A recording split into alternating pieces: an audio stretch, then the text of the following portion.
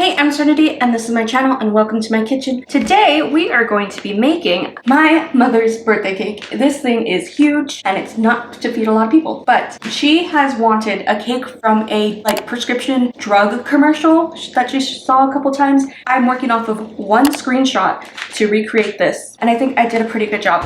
And it is our first non-heart cake in a long time. Plus we are also working with cream cheese frosting. So I'm going to teach you everything you need to do to make this cake. A bunch of tips and tricks, especially since we are making the lemon cake from scratch, the cream cheese frosting from scratch, everything. So let's get into it. We are going to start by making our lemon cake layers from scratch. So the video cut off, but basically I mixed my dry ingredients together first. Flour, baking soda, salt, all that. Then in a stand mixer, I'm going to cream together my butter and sugar. I'm using this recipe from this blog. Once that is nice and smooth, it said do this for 3 minutes. I'm going to add my vanilla extract and my eggs with poor egg cracking skills. Okay, I barely learned how to one-hand do that recently. Once that is well incorporated, I'm going to scrape the bowl and slowly add in our flour mixture. I will say this recipe said it makes 3 8-inch rounds. It does not. It makes 2. So keep that in mind for later when you see what I have to do to actually make this cake. But I'm slowly incorporating all the flour. You don't want to over mix this or else it's going to be too chewy. But it's more of like a sponge cake butter base here. After that is all incorporated, we're going to add our freshly squeezed lemon juice. It only required half a cup. I personally would have liked a stronger lemon flavor, closer to 3/4 of a cup of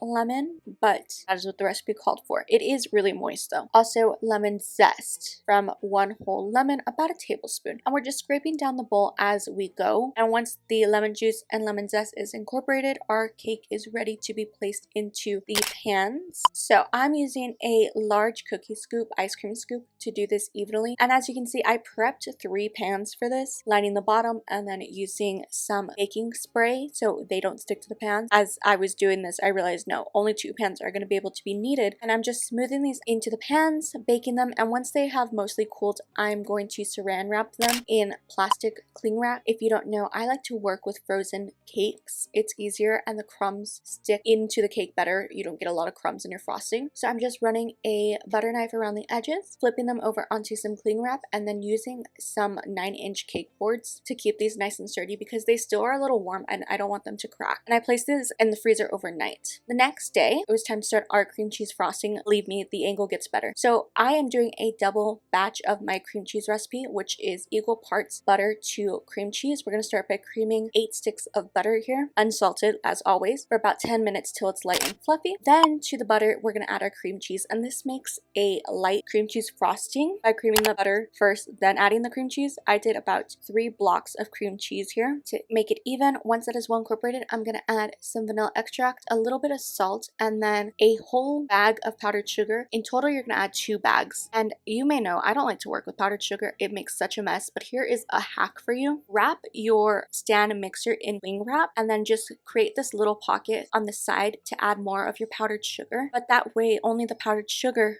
becomes a mess on the cling wrap and not all over your counter, and it's easier just to wipe down your mixer. Finally, we are going to dye the frosting, some of it blue. I reserved about 3/4 of it white and then the rest I'm going to dye blue. I'm using about 4 drops of this blue food coloring from Hobby Lobby. It's like a navy color, and giving this a good mix. So I like to use paddle attachment when I use my KitchenAid most of the time, so I'm going to have to scrape the bowl down as I'm doing this because you can see the bottom half is staying white and giving this a good mix. Now it's not going to be as true as a navy color because I don't want to use a lot of food coloring, especially with cream cheese frosting. Something about that blue cream cheese doesn't feel right. But now it is time to stack and crumb coat our cake. I am doing a thick border of cream cheese and then using my offset spatula to create like this little sealed dam and adding 1/3 of a jar of wild blueberry jam as my filling. Now these bottom 2 layers, you can see them, they're pretty yellow. These are because they are box mix. The design we are going for, you're not going to see the quilted pattern above all the flowers we're going to be using if it was just 2 layers. So the day of making this cake, I ran to the grocery store to pick up a lemon box mix because it was either a 99-cent lemon Duncan Hines box mix or $8 more on lemons, and I chose the lesser of 2 evils. So that's why they are 2 different colors. I will say the fresh lemon layers are so much better, but I had to do what I had to do for the creative art form here. But I'm just repeating these steps, doing the little cream cheese border, adding the wild berry jam filling, and then sealing the edges of where each cake layer meets with some more cream cheese. I'm doing a pretty thick crumb coat here because I want to use as much of this white cream cheese as possible. I don't know, blue cream cheese freaks me out. Colored cream cheese freaks me out. It's a weird thing. And I want to make sure all the crumbs are sealed on this cake. So unlike Russian buttercream or American buttercream, this cake is not going to harden quickly in the freezer. So I want to make sure my layers are as even as possible before doing that. And I'm not going to be using a hot bench scraper to smooth this out. It's going to smooth pretty easily on its own. Once that has set in the freezer, it takes about 20 minutes compared to my usual 10 minutes. I'm going to pipe the blue cream cheese frosting all the way up the sides of the cake in an even layer and smooth this out with a long offset spatula. This is the only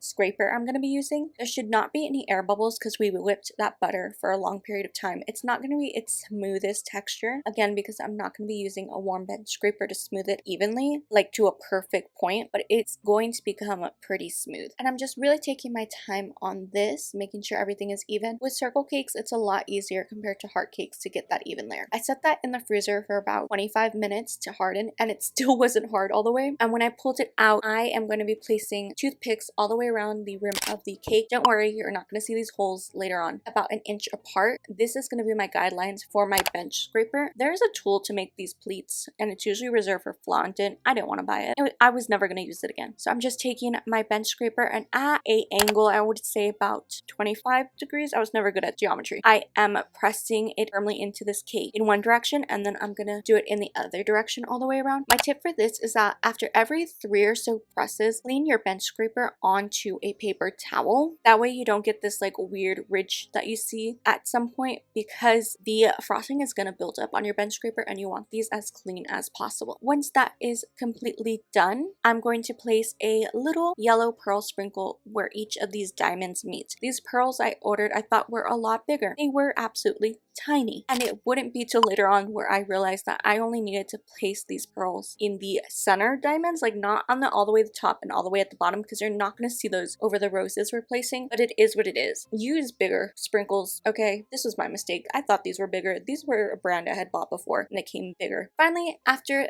that is completed, I am going to pull off all the toothpicks that we used as our measuring tool, and I ordered these faux yellow roses that are obviously not edible on Amazon and stuck their base through a toothpick again. And I'm just going to stick these on the bottom and top border all the way around. I used about 50 of these, which is what the pack came with. And of course, when you go to serve this cake, just pull off the roses. I could have easily bought edible ones by Wilton, but it would have been too much money for some fake roses. So just do this. It's much easier. As long as your guests know, hey, don't eat the roses and be careful of the toothpick. No one really notices, and it gives a great effect. I'll tell you what, my brother thought these were edible and he almost ate them. He thought they were so cool. And that is literally the completed cake. It's actually really simple to make. I psyched myself that this was going to be pretty difficult. It's really simple. There's no special piping tips needed, nothing. Just a bench scraper and some toothpicks, basically, and some tweezers for the pearls. That is the completed cake. I loved how it turned out, and here is it compared to the photo that I was referencing. I think I came out pretty good, except this one is definitely at least one layer bigger, but it got the desired effect I needed.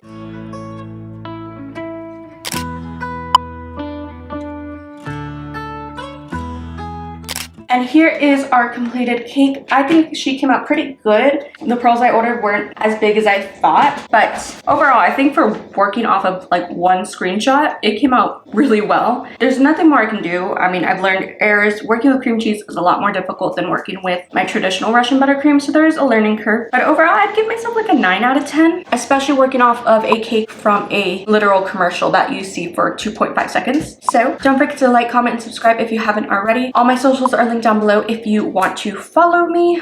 And yeah, we have a bunch of more cake videos coming. Before we go, the doggo picture of the day is going to be this picture of Clover. It's been Clover for a while now because whenever I'm in the kitchen, he's always sitting with me. I call him a baking assistant. He loves to just watch me work, even when I'm cooking dinner. So love you, mean it, kisses, don't think stupid, and I'll see you all next time. Bye.